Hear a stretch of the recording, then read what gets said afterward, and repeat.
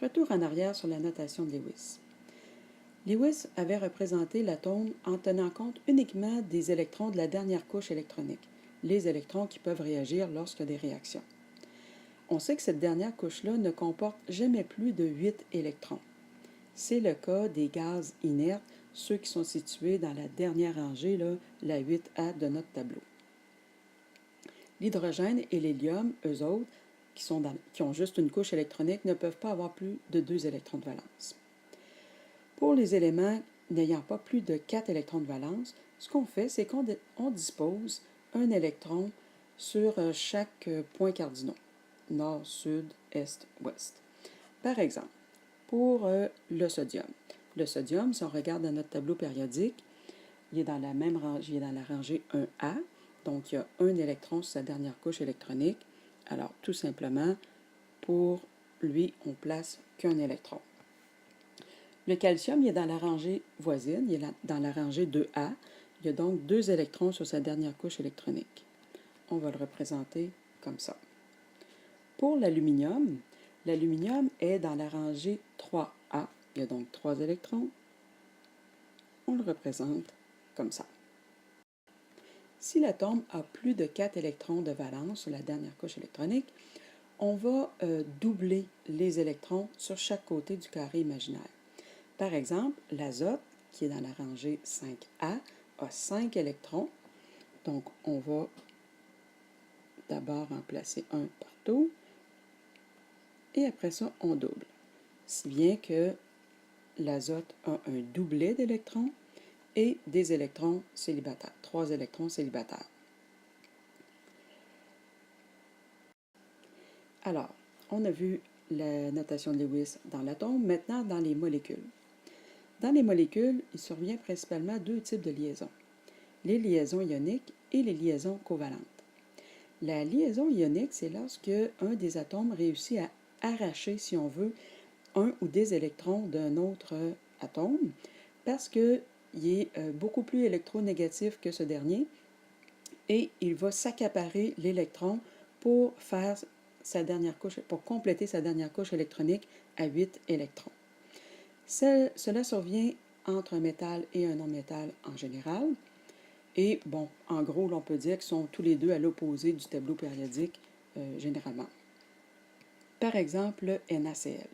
Donc, le sodium ne possède qu'un électron sur sa dernière couche électronique. Le chlore, lui, en a déjà 7. Et il lui en manque un pour compléter son dernier doublet. Donc, le chlore a un atome, un électron célibataire.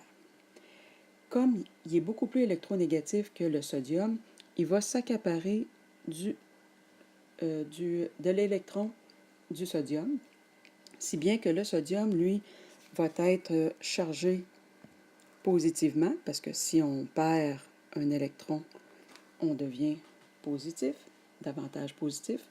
Donc, on a un lien comme ça qui s'établit. Autre exemple, l'oxyde de magnésium. Là, il faut rayer dans vos notes le 2 qui est avec l'oxygène. Là, ça n'a pas raison d'être. C'est une erreur. C'est du MgO. Alors, pour le MgO, le magnésium possède 2 électrons sur sa dernière couche électronique et l'oxygène, lui, en a 6. Il veut donc compléter sa dernière couche électronique. Alors, il a 2 doublets qui sont complets. Je vais le mettre comme ça. Et 2 électrons célibataires. Donc, à cause de son électronégativité, il va être capable d'arracher 2 électrons au magnésium pour compléter sa dernière couche électronique. Le magnésium, lui, perdant 2 électrons, devient chargé positivement. Il perd 2 charges négatives.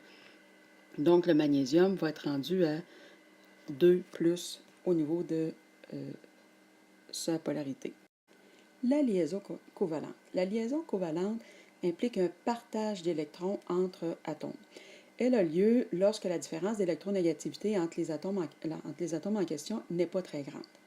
Souvent, elle va avoir lieu entre 2 non-métaux, 2 atomes identiques ou entre un non-métal et l'hydrogène, qui est un cas particulier. Et la liaison covalente peut être simple, c'est-à-dire un partage d'un seul électron, double, 2 électrons partagés, ou triple. Alors, représente par la notation de Lewis les molécules suivantes. O2. Alors, on a 2 molécules d'oxygène qui, chacune, a besoin de compléter sa dernière couche électronique qui ne comporte présentement que 6 électrons. Comme elle doit faire 2 liens, elle doit partager 2 électrons. On appelle ça des électrons célibataires. Elle a 2 électrons célibataires que j'essaie de représenter, là. Et l'autre aussi. Donc ça, ils vont s'aider, ils vont partager ces électrons-là. Et chacun des atomes a 4 électrons qui lui est propre. Donc, on a un partage entre 2 ici, puis... Oups, j'ai de la misère. Ici, puis ici, on a un partage de 2 électrons. Ça va former 2 doublets. Et il y a 4 électrons. Ce qui est important là-dedans, c'est vraiment là, le lien entre les deux. On pourrait d'ailleurs écrire que ça lorsqu'on va faire notre représentation de Lewis. Il lui manque 2 électrons, donc elles en partagent 2. Pour le CO2, alors on se rappelle que le carbone a besoin de 4 électrons pour compléter sa dernière couche électronique, alors que l'oxygène, lui, en demande 2.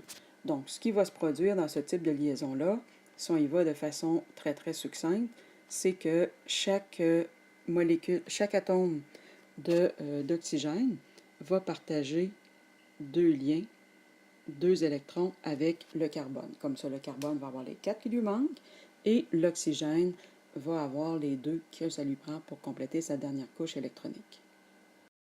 Les hydrocarbures ont généralement une forme qui est assez semblable, c'est-à-dire que vous allez avoir le ou les atomes de carbone qui vont faire des liaisons simples avec l'hydrogène qui va être situé tout le tour. Donc, on a ici, on sait que le carbone a besoin de 4 électrons et que l'hydrogène n'en a qu'un à donner. Donc, dans ce genre de molécule-là, on va avoir 4 liens simples carbone-hydrogène. Si je prends une molécule plus grosse, par exemple de l'essence, C8H18, vous allez comprendre ce que je veux dire en disant que la structure se ressemble toujours. Regardez de quoi ça a l'air. Alors ici, évidemment, je n'ai pas encore fait mes liens, mais dépassé ça, vous voyez que j'ai mis la chaîne de carbone dans le milieu. Et bon, comme le carbone doit faire 4 liens, il en fait un ici, un là, et un avec le carbone voisin. Le carbone voisin a déjà un lien, 2, 3, 4. Et on s'en va comme ça. Dans ce cas-ci, il va y avoir des liens simples partout.